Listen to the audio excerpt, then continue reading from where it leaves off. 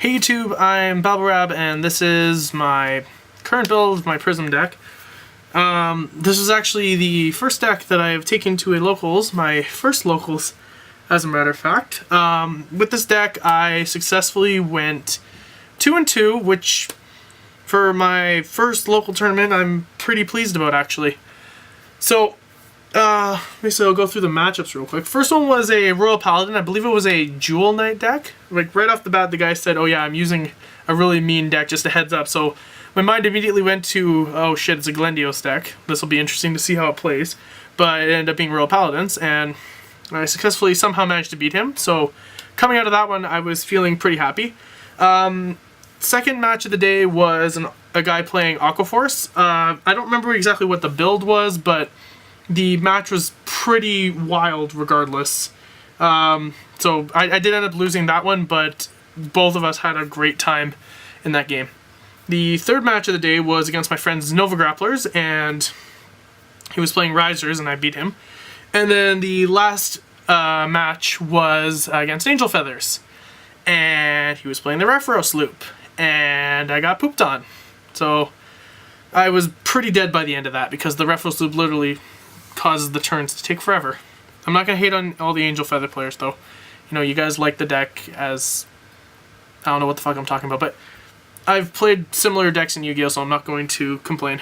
Anyway, overall, I was pretty pleased with how this deck played, so yeah, I'm just going to start off with the deck profile.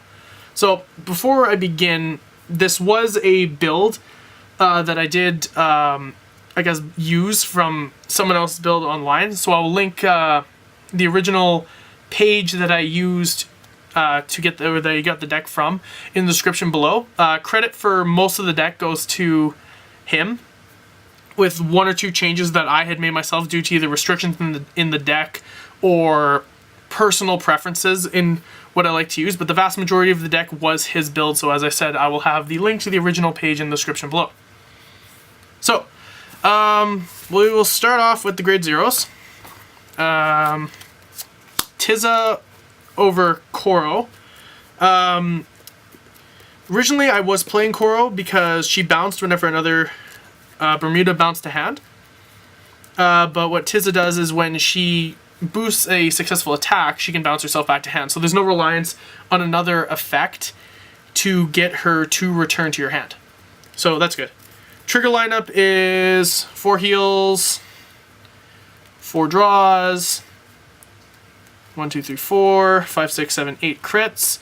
The logic, actually when I looked at the crit lineup and how the guy had his crits organized in the video, it actually made a lot of sense. Because if you're using Olivia's effect and you need to end up calling triggers, the more triggers that you have with different names, the higher chance that you're going to be able to resolve Olivia's effect successfully and therefore call the extra field. So since we don't have an extra set of Prism triggers, basically do what's going to work best for the deck. And running the 8 crits is good since Bermudas, I think in general, don't have a lot of ways to give general crit increases outside of, I think, outside of Labrador and Olivia, I believe. Correct me if I'm wrong about that. I don't know. The grade 1s are 4 Princess Lade. I was running 4 in my previous build already. So, yeah. Princess Lade is incredible when she's bounced.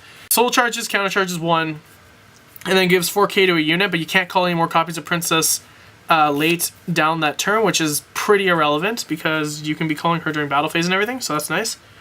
And then 4 copies of Prism Image Clear. This is just for additional attack boost, and she's a good 7k booster herself. Clear when she's bounced, Soul Blasts 1, and she gives 4k to 1 unit. I found myself using her effect quite a bit, so never really disappointed when I draw into her. And then the 4 copies of the Stride Enabler for Shandi. She was absolutely fantastic today. If I needed to stride, having her in hand plus grade 3s was absolutely incredible, because if I ran out of grade 3s, I could switch over to her.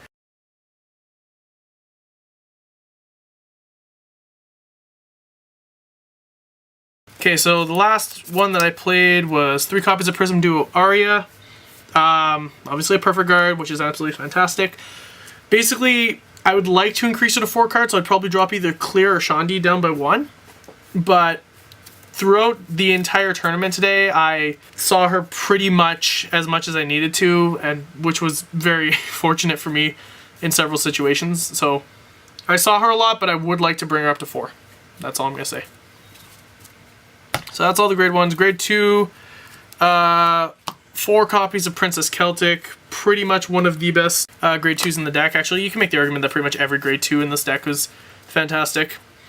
Princess Celtic gives you a very good grade 2 game if you need to take it. I was able to win my second game against Angel Feathers because I started with a grade 2 game.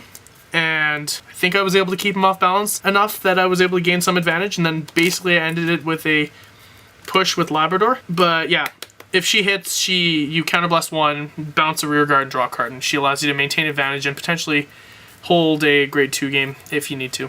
So amazing in that sense. 3 copies of Spica and 1 Slaney. This is going to be replaced with a 4th copy of Spica. She just allows you to take extended attacks once you've hit your strides, which this deck, the main strategy of this deck is to stride. So Spica was just incredible whenever she came out. The extra attack was absolutely fantastic. So yeah. And then 3 Lumiere, 12k attacker. Pretty simple. You can hit for large numbers with this card. I mean, technically I could make the argument that you could cut out the Slaney for either a 4th Lumiere or a 4th Spica. So what I may do is test the deck with 4 Lumiere and test the deck with 4 Spica and see which one I like more.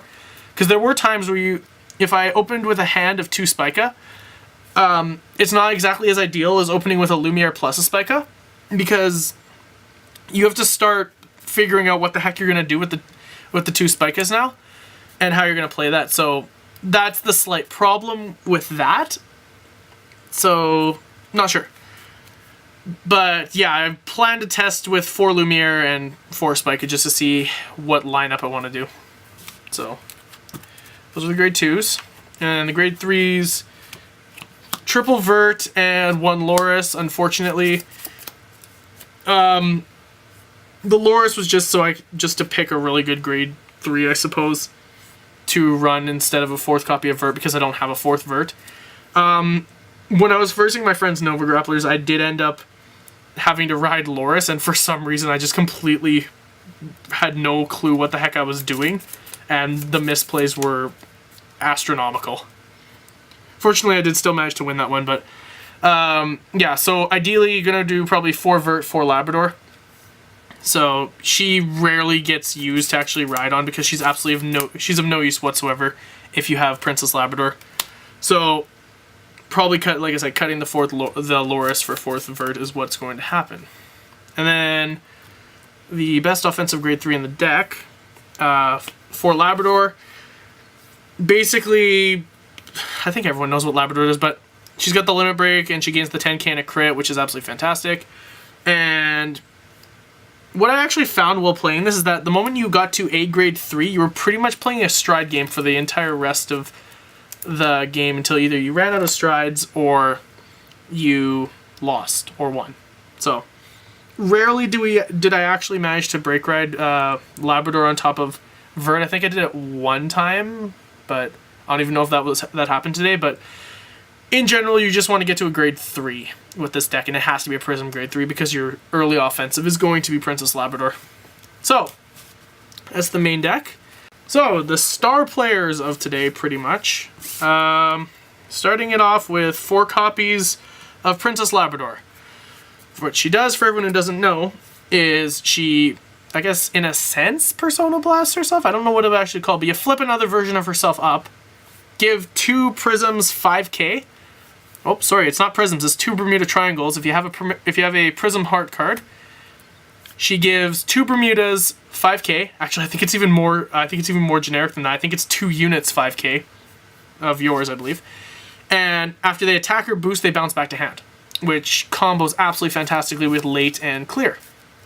So she does that, which basically allows you to do most of your pushes, and she was pretty much the star player of the entire day for me. Constantly, yeah, pretty much every single game I would go into her if I could.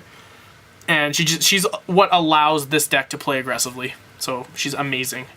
2 copies of Olivia. In my duo video, I said I may just buy boxes to pick up Olivia's, and then pretty much I think like a few weeks later, I thought to myself, I could spend $60 buying boxes, or I could spend $60 buying an Olivia and guarantee that I got an Olivia. So after I thought about that, I realized that it was cheaper to actually get the Olivia. So, to Olivia. She uses a game ender if you need to apply a ton of pressure to your opponent, or... No, that's pretty much, I think, the only way you play her. But I could be completely wrong. Anyway, when I was able to get her out, she more or less did what I wanted to do, but most of the games didn't last long enough. I would either get to my second Labrador and win or lose the turn afterwards. I think they were against the guy playing Aqua Force. I got it down to a 1 trigger pass against his G unit, and he didn't hit the trigger, and the next turn I was able to make the Olivia play and push for game there. So that was solid. But yeah, otherwise, that's pretty much all she did. Like, the star player of today was Princess Labrador, by far.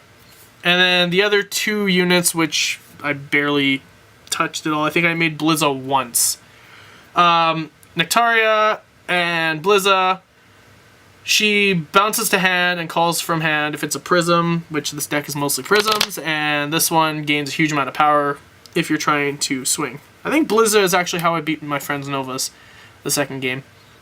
Anyway, but yeah, essentially what my mentality with this is since I don't have 4 Olivias, you use Blizza as kind of your last ditch stride, because Princess Labrador on flips for each one. So 1 turn, 2 turn, Olivia on flips, 3 turns, and then your 4th turn ideally of consecutive striding, which it's at the point of either your opponent is so well set up that this is not going to matter, or basically this is your last ditch stride unit because it's going to have such a high amount of power by the end of it. So yeah, for lack of a better description, but by the end of it, it'll by itself without boost, it'll have like 40, 50k. So that's pretty good. But yeah, and then Nectaria you typically just use for Blizz's effect. I mean, I've never used her. But yeah. So that is the entire deck. And I don't know. Like, I was very pleased with how it played today. So no complaints about the deck. Very solid build. And yeah, I'm Babblerab, and I will talk to you guys later. Peace.